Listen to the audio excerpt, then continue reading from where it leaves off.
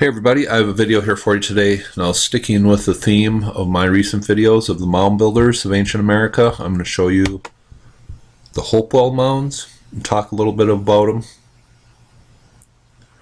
But this is the Hopewell site in Newark, Ohio. And this is what it looks like today. Zoom in here. And these are the remaining mounds. So this is what it looks like from down ground level. But some research was done a little over 100 years ago on the site, and this site was actually much bigger. And I'm going to zoom out here. It's just interesting how, present day cities have kind of come and moved in on this area, and we just have a tiny little reminder of a great civilization that was here in the past.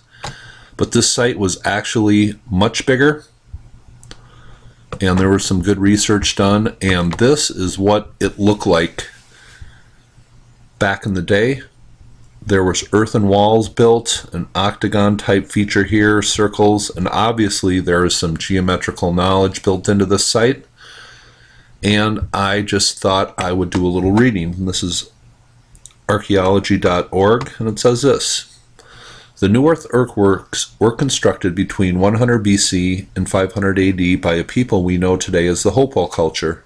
Part temple, part astronomical observatory, and part cemetery, this is the largest set of geometric earthworks built anywhere in the world. They include the Great Circle Earthworks, the Octagon Earthworks, which is joined by parallel walls to another circle, and the Right Earthworks, a large, nearly perfect square enclosure. The size of these earthworks is impressive. The Great Circle is nearly 1,200 feet in diameter, and the Octagon earthwork encloses 50 acres. The entire complex was about 3,000 acres in extent. Today, Today the site is the Newark Earthworks State Memorial and covers 206 acres, including the Great Circle and a 50-long segment of the Newark Square. The Ohio Historical Society oversees these and the Octagon. The Newark Earthworks was one of 14 sites nominated in January 2008 by the Department of Interior for submission by the United States to the UNESCO World Heritage List. Why were these earthworks built and what were they used for? Many believe that the Hopewell culture used the earthwork as a place of ceremony, social gathering, trade, and worship, and as cemeteries. Ohio Historical Society archaeologist Brad Lepper thinks that the Hopewell built these ceremonial spaces on such a large scale because they weren't just built for the needs of locals, but for people from hundreds, if not thousands of miles away. The Newark Earthworks is my favorite site because of its grandeur and complexity and because of its rich history, says Lepper. The monumental architecture creates a ceremonial landscape that encodes remarkable, sophisticated geometrical and astronomical knowledge we're only beginning to decipher. And it says, the Octagon earthwork is aligned to track movements of the moon. And I found this. This is a symposium that they had here, and this shows the alignment of the moon. And it says, nearly 2,000 years, American Indian people built a huge earthen octagon and aligned it to the sky. And I will leave the link for this below. But getting back to this article, it says, many people assume that little remains of the Newark earthworks and that they were destroyed in the making of a golf course and county fairgrounds, which have occupied parts of the site. Although the burial grounds were destroyed early on by canal and railroad construction in the 19th century, many of the earthworks remain. In fact, inclusion of the Octagon earthworks in a country club's golf course in 1910 may have helped preserve the mounds. We're only able to decipher it because the early citizens of Newark and Licking County found creative ways to incorporate major elements of this ancient architecture into their own 19th century landscape.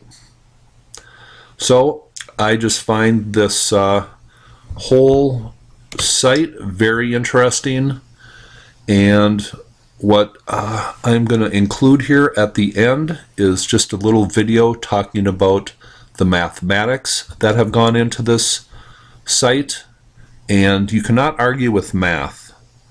Math is a universal language, and I just found this incredibly interesting, and this connects this site with the mathematics built into the Great Pyramid. Enjoy this video clip. You know, it also shows that not just high math, but these sites are lined up primarily with the lunar calendar. They had high math, they understood geometry, and because of the lunar calendar, they also understood the heavens, astronomy.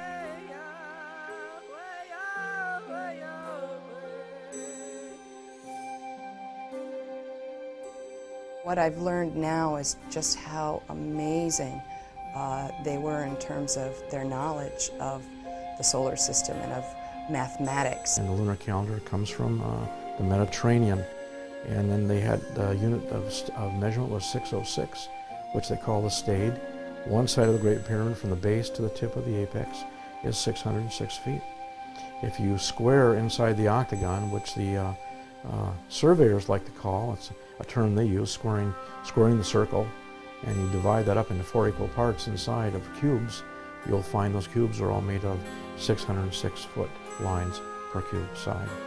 The angle of the Great Pyramid of Egypt runs 51.8 degrees up the slope from the base to the angle.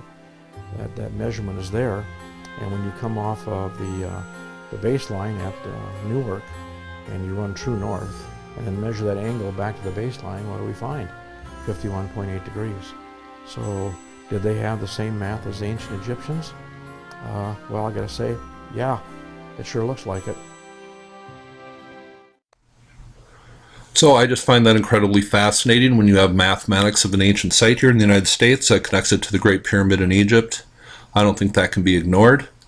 And just to finish up here, it says, according to Lepper, the parallel walls that extended in a straight line from the octagon at the Newark Earthworks may have connected the site to the many Hopewell Mounds and enclosures near Chillicothe, nearly 60 miles away.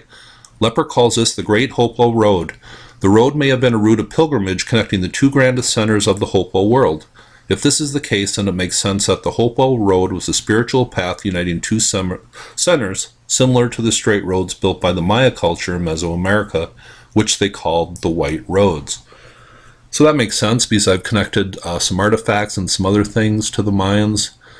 The mound builders and the Mayans, I think, have some sort of connection. And a lot of these sites, what we have today is just small remnants of what was originally there. And you know, we get all upset these days. We see news reports of ancient sites being destroyed around the world. Well, the U.S. government did this to a lot of ancient sites a long time ago, and I think it's still going on a little bit today, and I wish they would just stop it. A-holes. And if you know of an ancient site that is being leveled or razed, let me know about it, and I'll go sit on one of these ancient mounds and create such a stink they won't know what hit them. And I'll also pass out the DVD copies of the movie Poltergeist also, if you get my drift there. But I just think this is very important. I'm not going to go off on a tangent. You obviously know how I feel about these ancient sites being destroyed. These are important ancient sites. Incredible geometrical information, astronomical knowledge is built into these. The mathematics connects it to the Great Pyramid. Hope you thought this was interesting. This is the Newark Earthworks, the Hopewell Mounds.